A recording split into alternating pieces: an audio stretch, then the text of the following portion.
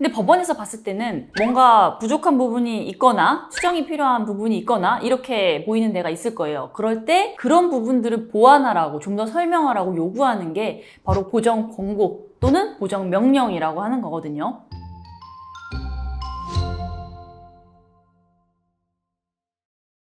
안녕하세요. 회생이 다비지의 이미지 변호사입니다. 오늘은 개인희생 절차에서 자주 나오는 보정에 대해서 말씀드리려고 해요. 이제 개인희생 절차를 진행하시는 분들은 보정이라는 말을 꼭 한 번씩은 들어보셨을 텐데요. 이제 많은 분들이 보정이 나오면 마치 법원이 나를 공격한다라고 생각하시는 경우가 있어요.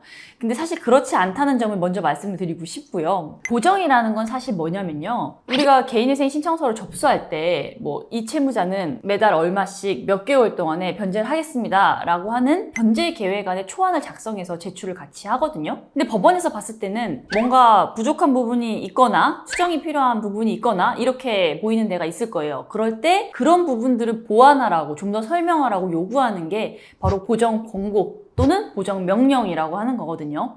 이 보정이 시기적으로는 보통 신청서를 접수하고 한 달 이내에 나오는 경우가 많아요.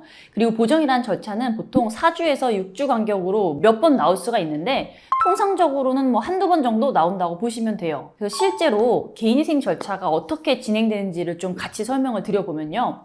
우리가 신청서를 냈어요. 그러면 첫 번째 보정이 보통 이제 평균적으로는 한 달 뒤쯤에 나와요. 그래서 그 보정에 대해서 대응을 하기 위해 자료도 더 요청을 드리고 해서 제출을 하면 그에 대한 두 번째 보정이 그때부터 또다시 한 달쯤 뒤에 나와서 이 똑같은 절차를 한 번 더 반복을 합니다. 그렇게 하고 나면 보통 개시 결정이 나오는 편이에요. 그럼 평균적으로 개시 결정까지 3, 4개월 정도 걸린다고 보시면 되는데 이 정도면 사실 되게 빠른 편이에요. 법원에 사건이 많이 밀려 있어서 보정이 밀리거나 여러 번 나오거나 하면 6개월, 9개월, 심지어 1년까지도 걸릴 수가 있어요.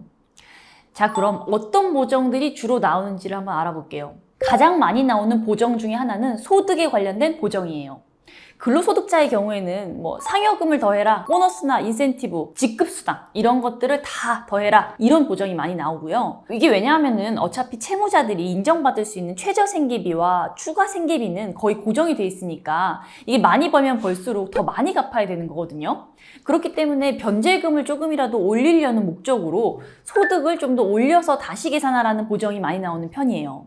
또 똑같은 이유에서 재산 관련 보정도 자주 나오는 편인데요. 예를 들어서 우리가 어떤 아파트를 가지고 있는데 이 아파트의 가격을 최근 거래된 것 중에서 제일 낮은 걸 기준으로 해서 신청을 했어요. 그럼 법원에서는 이 집은 로얄층이고 남향인데 왜 이렇게 낮은 가격으로 선택을 했지? 시세 중에서도 좀 높은 가격을 선택해야 되는 게 아닌가? 라는 식으로 보정이 나올 수가 있어요.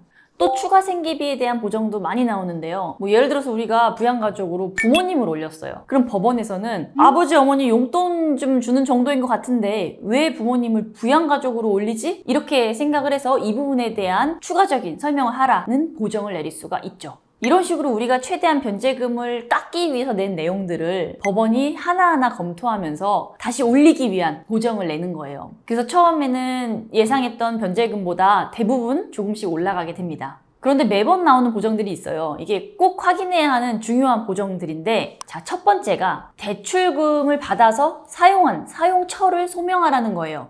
자, 생각을 해보세요. 우리가 돈을 빌려놓고 지금 이제 와서 다 안 갚겠다고 하는 거잖아요.